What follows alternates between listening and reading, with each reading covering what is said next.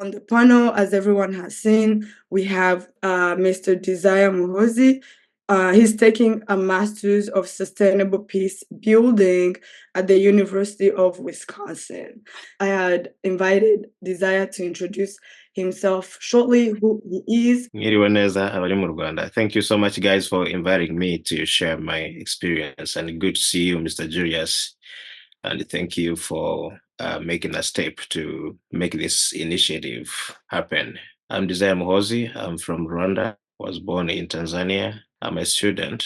As Diana said, I'm a student. I'm doing my master's in sustainable peace building at the University of Wisconsin in Milwaukee. I did international business and trade at the African Leadership University. I'm here today to share with you just a glimpse of what it looks like to apply to graduate schools here in the States. Well, my experience would be a different one, as we all have different experiences, but hopefully it will give you a little of what it looks like. Thank you all, and I'm looking forward what you have to ask and to what my experience would offer you. Thank you. Zaya, can you tell me when you transitioned from your undergrad to master's and then to PhD, first of all, how did you decide what major to take? And then how did you research and shortlist universities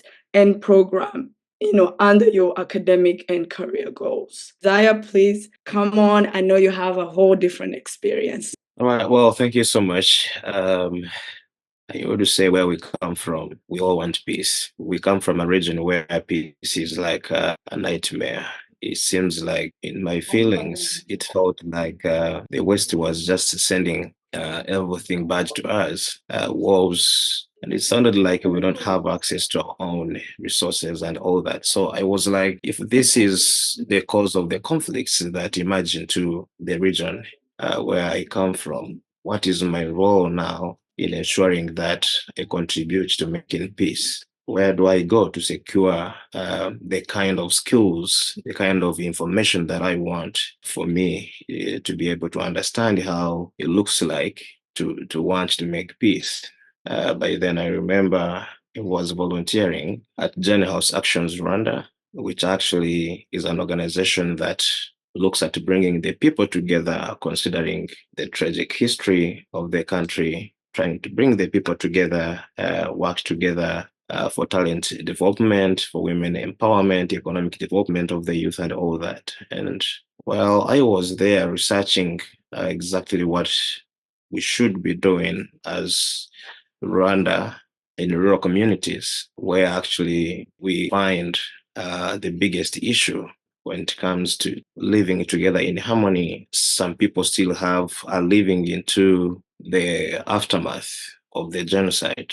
Some people still have the traumas, and some people still have the perpetrator-induced stress, which is making it hard for people to, regardless of all the efforts done by the government, but you can still sense that the hearts are still heavy. The people still have something in them. So that's how I chose to look for a better way, to look for that one institution that would equip me with the skills I want. As you said, Diane, it's not about the ranking of the university. It's about the quality of the skills. UWM is ranked as R1 research institution. So that means, and it's just among a few in the US 416. It's just among a few that have that rank in terms of research. So my hope was, if I came here, I would be given the platform that I want, that ground that I wanted for me to conduct my own research. So understand this. The school you choose will not equip you with exactly what you want. It's you, how you use the school, how you use the platform, how you use that opportunity where you are to be able to research what is on your mind. It's you who researches the things. The school does not have everything that you want. You go there and research it and make it support you. It's just you using the resources that the school, from human resource, the people you meet, the connections you make, to the kind of information they provide, the access to tech, the access to the kind of different information that maybe we don't have access to back home. So that's how I landed on UWM. I also met some students who were doing their field work in Rwanda at the same organization I was volunteering, and then they were from UWM. So they told me more about the school and what actually it has, in terms of systems thinking, in terms of peace building, and how the Rwanda's story would actually make a change in the lives of the people in Mawaki. And so I took that opportunity to come share the little I know about the history. Like, I was born in Karagwe in Tanzania. I think Julius knows the place. And that said, I came to Rwanda in 2007. I may not be the right one to tell the story there, but at least the little I know from the experience, I see what the country has done to bring the people back together, what the country has done to ensure economic development, what the country has done, and that all can never be achieved if the country is not at peace. So peace, security, and working together, accountability, reliability. So I had a sense of feeling that if I came here, my story would be a little bit supportive to the program, and also the program would support my dreams. So that's a little bit how I landed on the school. Thank you so much, Desire. Muhozi, I think I want to jump into you. Please, let's just make it short. But someone who came from Rwanda, can you tell us about your timeline? These are people who are still back in Rwanda. What was your timeline in applying? And yeah, and we can make it, fast and nice. Yeah, thank you so much. The timeline sometimes depends on the school and how soon they get back to you from one step to another. I started my application not knowing exactly what I was doing. All I had in my mind was my vision. All I had on my mind was what I wanted. I just started the application with the little information that I had, and with the people that were there to show me, this is what you should do. This is what you should do. So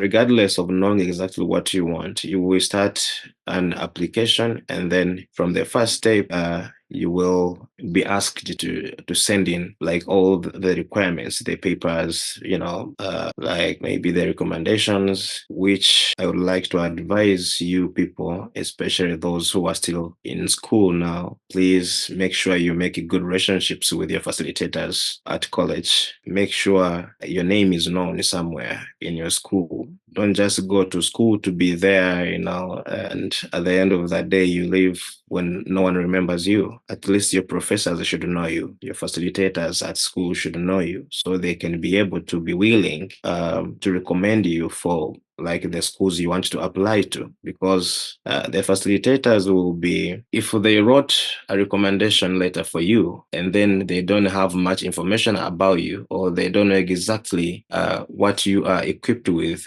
they don't know like your strengths, your capabilities. If they doubt it, they will be like, what do I say about this person? What if I recommend them, and then when they go there, they make a different like story? How will that affect me as a professor? Being a professor at one university means the world is seeing you, the world knows you. So the timeline actually depends on the application process. The school itself has its application process from one step to another. So you just have to make sure that you check your email every now and then when you start the application process. Just make sure that you submit everything on time. Don't wait for the final day. Just submit all your papers by the moment they ask you to do so. I began my application in January because I had researched the university. I had all the base information that I wanted. I started applying. So I would say just follow the process. The timeline depends on the school and the decisions they make and how fast they get back to you. So just follow the process. All right. Desire, I know your experience is different. Like you are doing masters. I know you're not completely fully funded and you're juggling all this. Just take through about what is the masters like funding wise, and how is it for you right now? That's pretty much. I got my first admission a year ago, and I had to take that down because I didn't have funding. So the second one, I got an admission without a scholarship. If there's something hard to get here for masters, is scholarship, is funding. There is a fellowship, but for me, I do have a teaching assistantship. I assist in teaching undergraduate studies in peace building, and actually it covers my tuition, but also there are some segregated fees that I have to pay on the side, so about 7,800, 8 million or something in London francs that I have to pay on the side. If I get a chance for summer, I'll get a summer field work that will be able to pay that. So how did I land on that? After getting admitted, I had to look around, like on the portal, what do they have into funding? So I landed on the teaching assistantship. I had to apply. They had to revise again my mission statement, and they also had to look. Your reason statement should explain exactly who you are, what is the cause that is making you to apply for a master's. Why do you want to go there? What have you done in life? How do you want to link what you have done in life with the degree that you want to go for? And how will that help your future? What are you bringing on the table? What is your experience? So I'm a teaching assistant, but doesn't mean like it covers all the fees. There are other fees that I pay on the side. So also I have to cover accommodation, which I had a chance to have. Like the people here I knew, they are like hosting me. You need to plan about your accommodation, your transport, guys. Is costly here. Life is costly. Being a student here in masters is costly. Don't think, yeah, I'm just going to get a scholarship and then I go there and live life. If you get a full scholarship, well and good. But it's not easy to get. I'm not saying it's not attainable. It is, and people get it. But then for me, I think it's been always a chance that this was like a blessing to me. It was just a chance from nowhere. I guess it was luck that I got this. I got a private sponsor to sponsor my living accommodation and to help with the transportation, to help with the food. Things are tough, guys. If you think being in the US is all you need for you to be successful, it's the beginning of the challenges of life. You just have to invest all your efforts. You invest yourself, you invest your time, you invest your social skills. You just need to make sure that your communication skills now are going to save you. How do I communicate my reason? How do I communicate my mission? How do I communicate my situation in relation to what I want to achieve to get the support that I want, or to maybe to land on an opportunity where I can offer my hands, my skills, my experience, and then be able to make that a scholarship. So yeah, I don't know if I answered everything. Maybe you guys.